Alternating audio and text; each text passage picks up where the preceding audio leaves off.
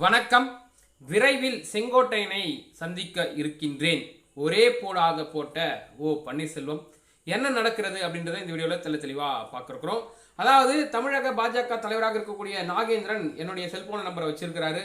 வேணா அவர் என்னை தொடர்பு கொண்டு பேசட்டும் அப்படின்னு சொல்லிட்டு நம்முடைய பன்னீர்செல்வன் அதிரடியாக ஒரு பதிலை போட்டிருக்கிறாரு. நாகேந்திரனுக்கும் பன்னீர்செல்வருக்கும் ஏற்கனவே மோதல்கள் என்பது ஏற்பட்டிருக்கிறது.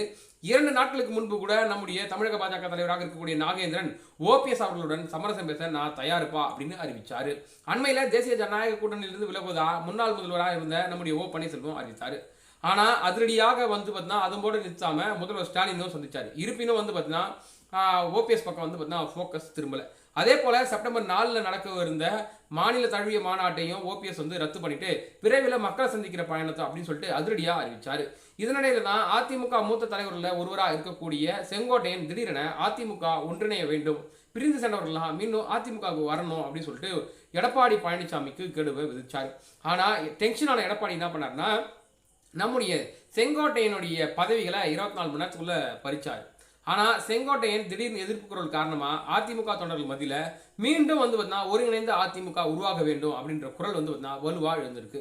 அது மட்டும் இல்லாமல் செங்கோட்டையனுடைய குரலுக்கு ஆதரவாக ஓபிஎஸ், சசிகலா, டிடிவி உள்ளிட்டோரும் ஆதரவு தெரிவிச்சிருக்காங்க. அதே போல டெல்லி சென்று உள்துறை அமைச்சராக இருக்கக்கூடிய அமித்ஷாவை சந்தித்து விட்டு சொந்த ஊர் திரும்பியிருக்கிறாரு செங்கோட்டையன். பாஜக மாநில தலைவர் நாகேந்திரன் தேசிய ஜனநாயக கூட்டணியிலிருந்து பிரிந்து போன டிடிவியும் ஓபிஎஸும் மீண்டும் பார்த்தீங்கன்னா என்டிஏ கூட்டணிக்கு வரணும், அவங்க கூட சமரசம் பேச தயாரு அப்படின்னு சொல்லியிருக்கிறாங்க. இந்த விஷயம்லாம் பார்த்தீங்கன்னா ஓபிஎஸ்க்கு பிளஸ்ஸாக பார்க்கப்படுது. இந்த நிலையில தான் சொந்த ஊர்ல தேனியில நம்முடைய பன்னீர்செல்வம் அவர்கள் நான் பத்திரிகையாளர் சந்தித்தினாரு. அப்போ என்ன சொல்றாருன்னா செங்கோட்டையன் எண்ணம் வெற்றி பெற, அதாவது செங்கோட்டையனுடைய எண்ணமும் செயலும் பார்த்தீங்கன்னா வெற்றி அடைய என்னுடைய வாழ்த்துக்கள். அதிமுக ஒன்றிய வேண்டும் என்பது தொடர்பாக செங்கோட்டையன் பேசி இருக்கிறார். அதை போல தம்பிதுரையின் கருத்து தொடர்பாக நான் எந்த கருத்தும் சொல்றதுக்கு இல்லை அப்படின்னு சொல்லியிருக்கிறாரு. செங்கோட்டையனை விரைவில் சந்திப்பேன், அப்போ உங்க எல்லாருக்கிட்டையும் சொல்லிட்டு போய் சந்திக்கிறேன். துணை ஜனாதிபதியாக தேர்வு செய்யப்பட இருக்கக்கூடிய சிபி ராதாகிருஷ்ணனுக்கு என்டிஏ வேட்பாளராக அறிவிக்கப்பட்ட பொழுது அப்பொழுது நம்முடைய பன்னீர்செல்வம் வாழ்த்து சொல்லியிருக்கிறாரு. வாழ்த்து சொன்ன போதே பார்த்தீங்கன்னா ஓட்டு அங்கே தான் போட போறாருன்னு தெளிவாக தெரிஞ்சு போச்சு.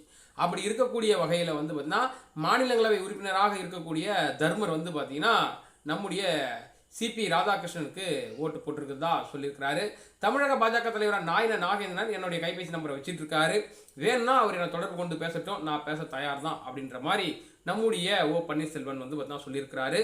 பார்க்கலாம் பன்னீர்செல்வம் யாருடன் இணைந்து செயல்பட போகிறார் என்பதை. நன்றி, வணக்கம்.